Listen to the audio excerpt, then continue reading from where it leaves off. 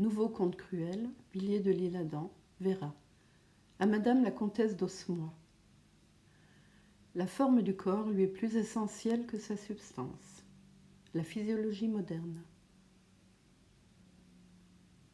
L'amour est plus fort que la mort, a dit Salomon.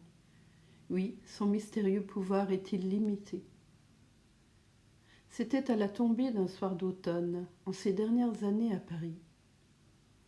Vers le sombre faubourg Saint-Germain, des voitures, allumées déjà, roulaient, attardées, après l'heure du bois. L'une d'elles s'arrêta devant le portail d'un vaste hôtel seigneurial, entouré de jardins séculaires. Le cintre était surmonté de l'écusson de pierre, aux armes de l'antique famille des comtes d'Atholl, savoir d'azur à l'étoile abîmée d'argent, avec la devise Pallida Victrix, sous la couronne retroussée d'hermine au bonnet princier. Les lourds battants s'écartèrent. Un homme de 30 à 35 ans, en deuil, au visage mortellement pâle, descendit. Sur le perron, de taciturnes serviteurs élevaient des flambeaux. Sans les voir, il gravit les marches et entra. C'était le comte d'Atholl. Chancelant, il monta les blancs escaliers qui conduisaient à cette chambre où le matin même il avait couché dans un cercueil de velours et enveloppé de violettes, en des flots de batiste, sa dame de volupté, sa pâlissante épousée, Vera, son désespoir.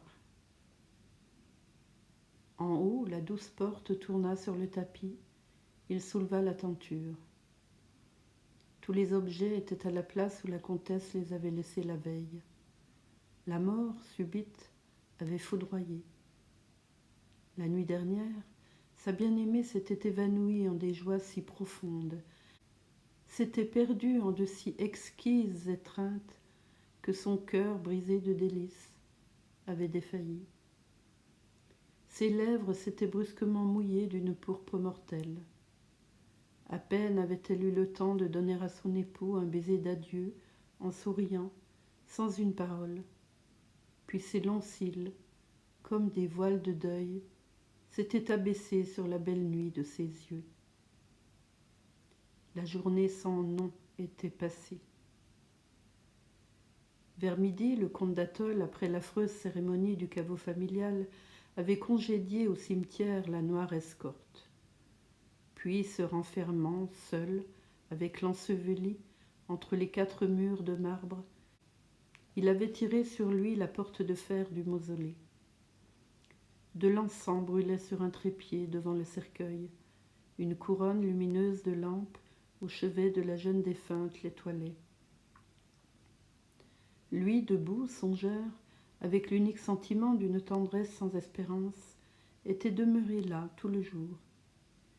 Sur les 6 heures, au crépuscule, il était sorti du lieu sacré. En renfermant le sépulcre, il avait arraché de la serrure la clé d'argent et, se haussant sur la dernière marche du seuil, il l'avait jetée doucement dans l'intérieur du tombeau. Il l'avait lancée sur les dalles intérieures par le trèfle qui surmontait le portail. Pourquoi ceci ? À coup sûr, d'après quelques résolutions mystérieuses, de ne plus revenir.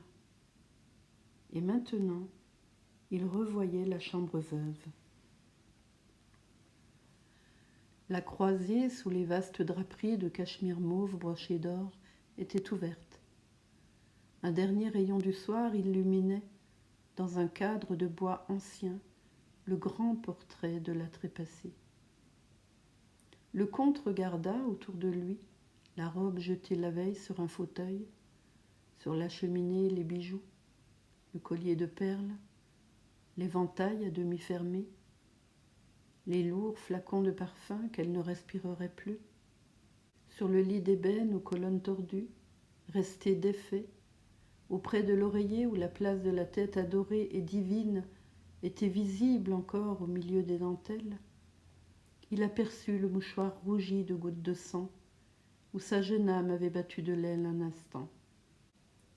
Le piano ouvert, supportant une mélodie inachevée à jamais. les fleurs indiennes cueillies par elle dans la serre et qui se mouraient dans de vieux vases de Saxe. Et au pied du lit, sur une fourrure noire, les petites mules de velours oriental sur lesquelles une devise rieuse de Véra brillait, brodée en perles. Qui verra, verra, l'aimera. Les pieds nus de la bien-aimée y jouaient hier matin, baisés à chaque pas par le duvet des cygnes. Et là, dans l'ombre, la pendule dont il avait brisé le ressort pour qu'elle ne sonnât plus d'autres heures. Ainsi, elle était partie. Où donc? Vivre maintenant? Pourquoi faire? C'était impossible, absurde. Et le comte s'abîmait en des pensées inconnues. Il songeait à toute l'existence passée. 6 mois s'étaient écoulés depuis ce mariage. N'était-ce pas à l'étranger, au bal d'une ambassade, qu'il l'avait vue pour la première fois? Oui, cet instant ressuscitait devant ses yeux très distincts. Elle lui apparaissait là, radieuse. Ce soir-là, leurs regards s'étaient rencontrés. Ils s'étaient reconnus, intimement, de pareille nature, et devant s'aimer à jamais. Les propos décevants, les sourires qui observent, les insinuations, toutes les difficultés que suscite le monde pour retarder l'inévitable félicité de ceux qui s'appartiennent, s'étaient évanouis devant la tranquille certitude qu'ils eurent à l'instant même l'un de l'autre. Véra, lassée des fadeurs cérémonieuses de son entourage, était venue vers lui dès la première circonstance contrariante, simplifiant ainsi d'auguste façon les démarches banales où se perd le temps précieux de la vie. Oh, comme aux premières paroles, les vaines appréciations des indifférents à leur égard leur semblèrent une volée d'oiseaux de nuit rentrant dans les ténèbres. Quels sourires ils échangèrent, quel ineffable embrassement. Cependant, leur nature était des plus étranges en vérité. C'étaient 2 êtres doués de sens merveilleux, mais exclusivement terrestres.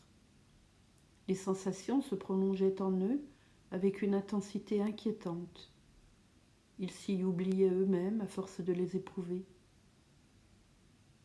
Par contre, certaines idées, celles de l'âme par exemple, de l'infini, de Dieu même, étaient comme voilées à leur entendement. La foi d'un grand nombre de vivants aux choses surnaturelles n'était pour eux qu'un sujet de vagues étonnements.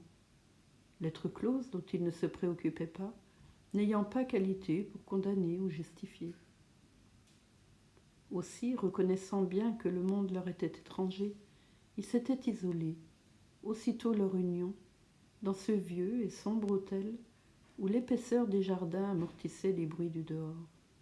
Là, les 2 amants s'ensevelirent dans l'océan de ces joies languides et perverses où l'esprit se mêle à la chair mystérieuse. Ils épuisèrent la violence des désirs, les frémissements et les tendresses éperdues. Ils devinrent le battement de l'être l'un de l'autre. En eux, l'esprit pénétrait si bien le corps que leur forme leur semblait intellectuelle et que les baisers, mailles brûlantes, les enchaînaient dans une fusion idéale. Long éblouissement. Tout à coup, le charme se rompait, l'accident terrible les désunissait, leurs bras s'étaient désenlacés. Quelle ombre lui avait pris sa chair morte? Morte? Non. Est-ce que l'âme des violoncelles est emportée dans le cri d'une corde qui se brise? Les heures passèrent. Il regardait par la croisée la nuit qui s'avançait dans les cieux, et la nuit lui apparaissait personnelle. Elle lui semblait une reine marchant avec mélancolie dans l'exil, et l'agrave de diamants de sa tunique de deuil, Vénus, seule, brillait au-dessus des arbres, perdue au fond de l'azur. C'est Véra, pensa-t-il. À ce nom prononcé tout bas, il tressaillit en homme qui s'éveille, puis se dressant, regarda autour de lui. Les objets dans la chambre étaient maintenant éclairés par une lueur jusqu'alors imprécise, celle d'une veilleuse bleuissant les ténèbres, et que la nuit, montée au firmament, faisait apparaître ici comme une autre étoile. C'était la veilleuse, aux senteurs d'encens, d'un iconostase, reliquaire familial de Véra. Le triptyque, d'un vieux bois précieux, était suspendu par sa sparterie russe entre la glace et le tableau. Un reflet des ors de l'intérieur tombait, vacillant sur le collier, parmi les joyaux de la cheminée. Le plein nimbe de la Madone en habit de ciel brillait, rosacé de la croix byzantine, dont les fins et rouges linéaments, fondus dans le reflet, ombraient d'une teinte de sang l'Orient ainsi allumé des perles. Depuis l'enfance, Véra plaignait de ses grands yeux le visage maternel et si pur de l'héréditaire Madone, et de sa nature, hélas, ne pouvant lui consacrer qu'un superstitieux amour, le lui offrait parfois, naïve, pensivement, lorsqu'elle passait devant la veilleuse. Le comte, à cette vue, touché de rappels douloureux jusqu'au plus secret de l'âme, se dressa, souffla vite la lueur sainte et à tâtons dans l'ombre, étendant la main vers une torsade, sonna. Un serviteur parut. C'était un vieillard vêtu de noir. Il tenait une lampe qu'il posa devant le portrait de la comtesse. Lorsqu'il se retourna, ce fut avec un frisson de superstitieuse terreur qu'il vit son maître debout et souriant, comme si rien ne se fût passé. « Raymond, dit tranquillement le comte, ce soir nous sommes accablés de fatigue, la comtesse et moi. Tu serviras le souper vers 10 heures. À propos, nous avons résolu de nous isoler davantage ici, dès demain. Aucun de mes serviteurs, hors toi, ne doit passer la nuit dans l'hôtel. Tu leur remettras les gages de 3 années et qu'ils se retirent. Puis tu fermeras la barre du portail, tu allumeras les flambeaux en bas, dans la salle à manger. Tu nous suffiras. Nous ne recevrons personne à l'avenir. » Le vieillard tremblait et le regardait attentivement. Le comte alluma un cigare et descendit au jardin. Le serviteur pensa d'abord que la douleur, trop lourde, trop désespérée, avait égaré l'esprit de son maître.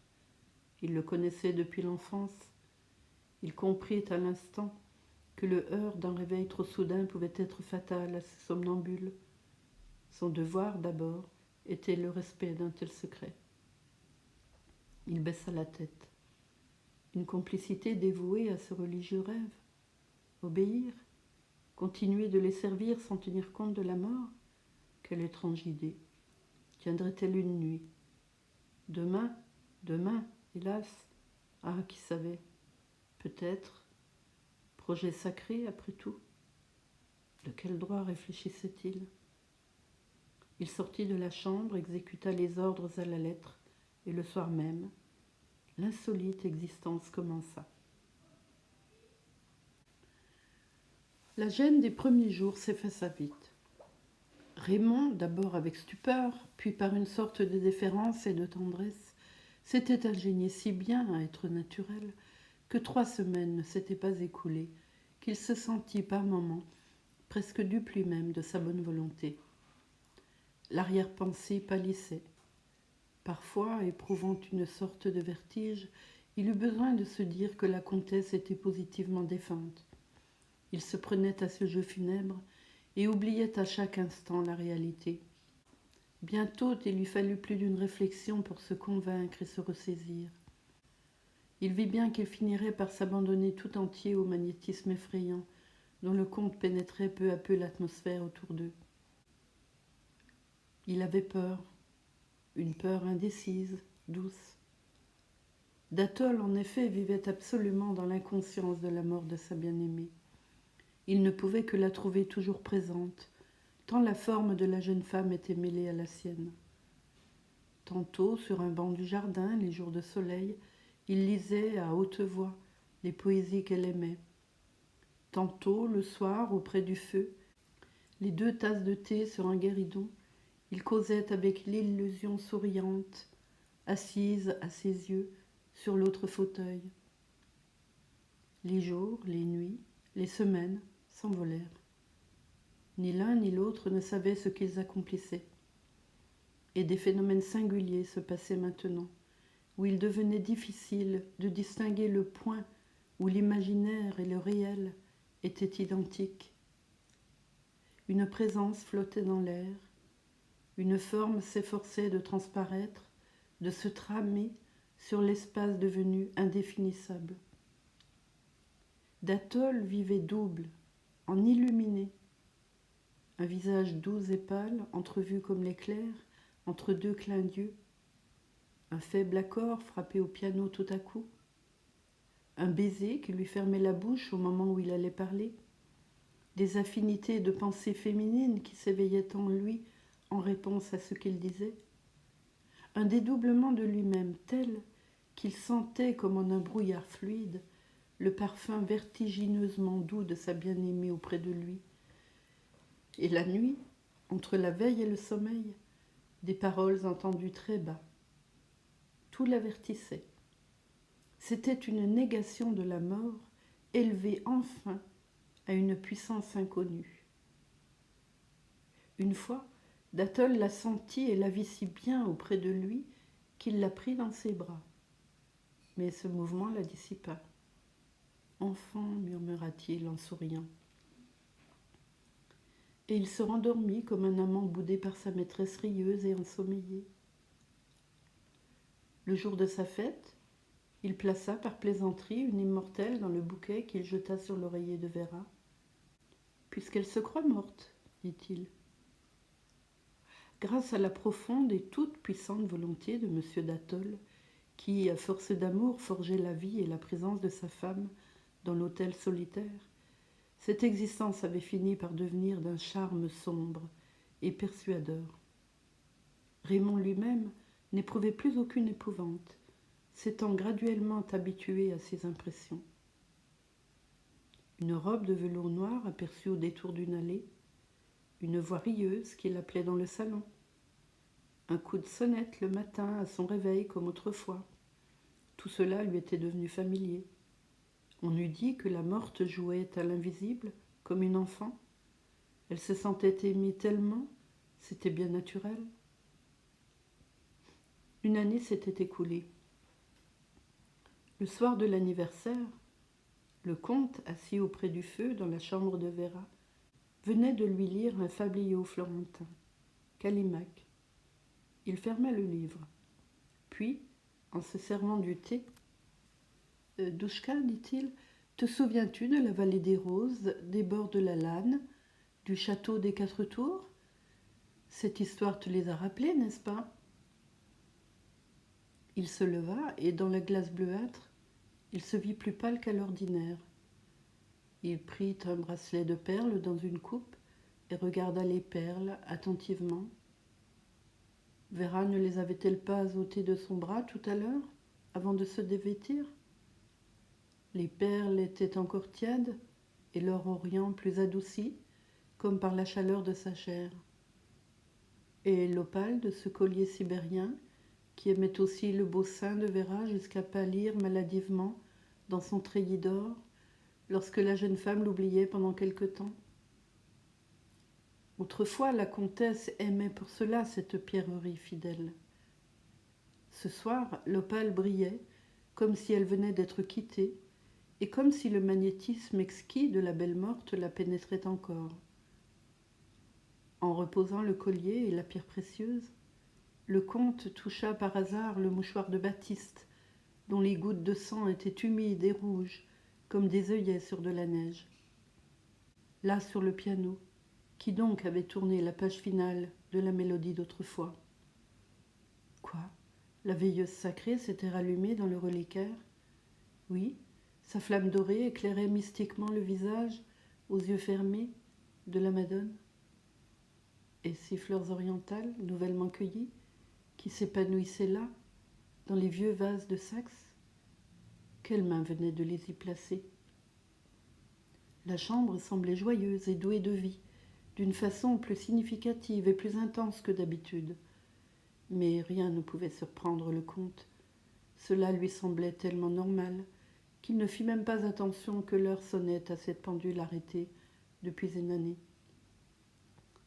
Ce soir-là, cependant, on eût dit que du fond des ténèbres, la comtesse Véra s'efforçait adorablement de revenir dans cette chambre, tout embaumée d'elle. Elle y avait laissé tant de sa personne. Tout ce qui avait constitué son existence l'y attirait. Son charme y flottait. Les longues violences faites par la volonté passionnée de son époux y devaient avoir desserré les vagues liens de l'invisible autour d'elle. Elle y était nécessité. Tout ce qu'elle aimait, c'était là. Elle devait avoir envie de venir se sourire encore en cette glace mystérieuse où elle avait tant de fois admiré son lilial visage. La douce morte là-bas avait tressailli, certes, dans ses violettes, sous les lampes éteintes. La divine morte avait frémi dans le caveau, toute seule, en regardant la clé d'argent jetée sur les dalles. Elle voulait s'en venir vers lui aussi, et sa volonté se perdait dans l'idée de l'encens et d'isolement. La mort n'est une circonstance définitive que pour ceux qui espèrent des cieux. Mais la mort et les cieux et la vie, pour elle, n'était-ce pas leur embrassement? Et le baiser solitaire de son époux attirait ses lèvres, dans l'ombre. Et le son passé des mélodies, les paroles enivrées de jadis, les étoffes qui couvraient son corps et en gardaient le parfum, ces pierreries magiques qui la voulaient dans leur obscure sympathie, et surtout l'immense et absolue impression de sa présence, opinion partagée à la fin par les choses elles-mêmes. Tout l'appelait là, l'attirait là depuis si longtemps et si insensiblement que guéri enfin de la dormante mort, il ne manquait plus qu'elle seule. Ah, les idées sont des êtres vivants. Le comte avait creusé dans l'air la forme de son amour, et il fallait bien que ce vide fût comblé par le seul être qui lui était homogène. Autrement, l'univers aurait croulé. L'impression passa en ce moment, définitive, simple, absolue, qu'elle devait être là, dans la chambre. Il en était aussi tranquillement certain que de sa propre existence, et toutes les choses autour de lui étaient saturées de cette conviction. On l'y voyait, et comme il ne manquait plus que Véra elle-même, tangible, extérieure, il fallut bien qu'elle s'y trouvât, et que le grand songe de la vie et de la mort entrouvrit un moment ses portes infinies. Le chemin de résurrection était envoyé par la foi jusqu'à elle. Un frais éclat de rire musical éclaira de sa joie le lit nuptial. Le comte se retourna, et là, devant ses yeux, faite de volonté et de souvenirs, accoudée, fluide, sur l'oreiller de dentelle, sa main soutenant ses lourds cheveux noirs, sa bouche délicieusement entr'ouverte, en un sourire tout emparadisé de volupté, belle à en mourir enfin, la comtesse Véra le regardait un peu endormi encore. « Roger, dit-elle d'une voix lointaine. » Il vint auprès d'elle. Leurs lèvres s'unirent dans une joie divine, oublieuse, immortelle. Et ils s'aperçurent alors qu'il n'était réellement qu'un seul être. Les heures effleurèrent d'un vol étranger cette extase où se mêlaient pour la première fois la terre et le ciel. Tout à coup, le comte d'Athol tressaillit, comme frappé d'une réminiscence fatale. « Ah, maintenant, je me rappelle, dit-il. Qu'ai-je donc ? Mais tu es morte. » À l'instant même, à cette parole, la mystique veilleuse de l'iconostase s'éteignit. Le pâle petit jour du matin, d'un matin banal, grisâtre et pluvieux, filtra dans la chambre par les interstices des rideaux. Les bougies blêmirent et s'éteignirent, laissant fumer âcrement leurs mèches rouges. Le feu disparut sous une couche de cendres tièdes. Les fleurs se fanèrent et se desséchèrent en quelques moments. Le balancier de la pendule reprit graduellement son immobilité. La certitude de tous les objets s'envola subitement. L'opale, morte, ne brillait plus. Les taches de sang s'étaient fanées aussi sur la batiste auprès d'elle. Et s'effaçant entre les bras désespérés qui voulaient en vain l'étreindre encore, l'ardente et blanche vision rentra dans l'air et s'y perdit. Un faible soupir d'adieu, distinct, lointain, parvint jusqu'à l'âme de Roger. Le comte se dressa. Il venait de s'apercevoir qu'il était seul. Son rêve venait de se dissoudre d'un seul coup. Il avait brisé le magnétique fil de sa trame radieuse avec une seule parole. L'atmosphère était maintenant celle des défunts. Comme ces larmes de verre, agrégées illogiquement, et cependant si solides qu'un coup de maillet sur leur partie épaisse ne les briserait pas, mais qui tombent en une subite et impalpable poussière si l'on en casse l'extrémité plus fine que la pointe d'une aiguille. Tout s'était évanoui. « Oh, murmura-t-il, c'est donc fini, perdu, toute seule. Quelle est la route maintenant pour parvenir jusqu'à toi ? Indique-moi le chemin qui peut me conduire vers toi. » Soudain, comme une réponse, un objet brillant tomba du lit nuptial sur la noire fourrure avec un bruit métallique.